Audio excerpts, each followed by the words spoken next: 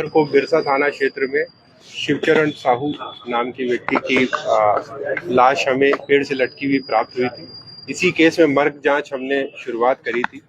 गहनता से इस पूरे मामले में पुलिस ने लगभग 1 महीने के अथक प्रयास के बाद इस पूरी गुत्थी को सुलझाने में सफलता हासिल करी है।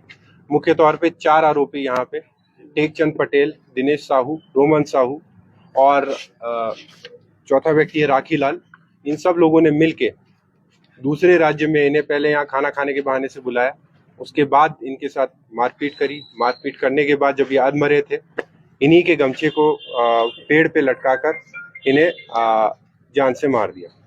पूरे घटनाक्रम में चूंकि एक संवेदनशीलता बनी हुई थी शुरू से ही, तो प्रत्येक एंगल को हमने बहुत ही बारीकी से जांच करी। पीएम रिपोर्ट में भी क्योंकि इनके द्वारा गुमराह करने का पूरा प्रयास किया गया था, तो प्रथम दृष्टया हत्या के साक्ष्य नहीं मिल पा रहे थे, लेकिन जब बारीकी से इसमें सूक्ष्मता से विवेचना की गई तो इन सभी पूरी कांड को खोलने में हमें सफलता मिली है।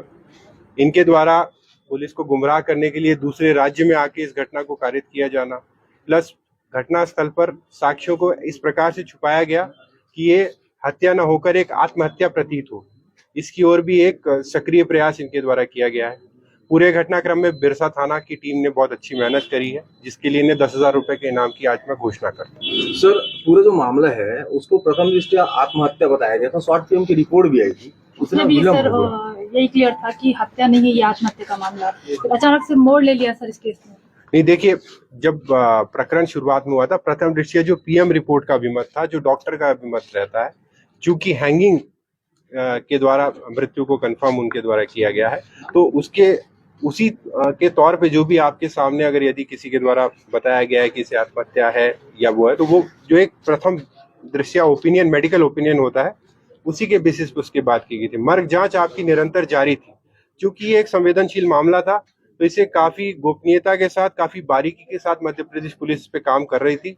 आज जब हमने सारी कड़ियों को जाना है, यहाँ पे आरोपियों ने अपना अपराध कबूल भी किया है, तो हमें आप सब के साथ में इस पूरी चीजों को साझा करने में। सर, उसकी जो मृतक की जो बेटी है वो अभी भी ये कह रही है कि और भी लोग इसमें शामिल हो सकते हैं। देखिए, यदि उनके पास ऐसे कोई साक्ष्य या ऐसे कोई प्रमाण समझ में आते हैं, क्योंकि अभी तक का जो हमारा एनालिसिस रहा है उसके हिसाब से इन चारों लोगों ने इस पूरे घटनाक्रम की विस्तृत जानकारी हमें दी है।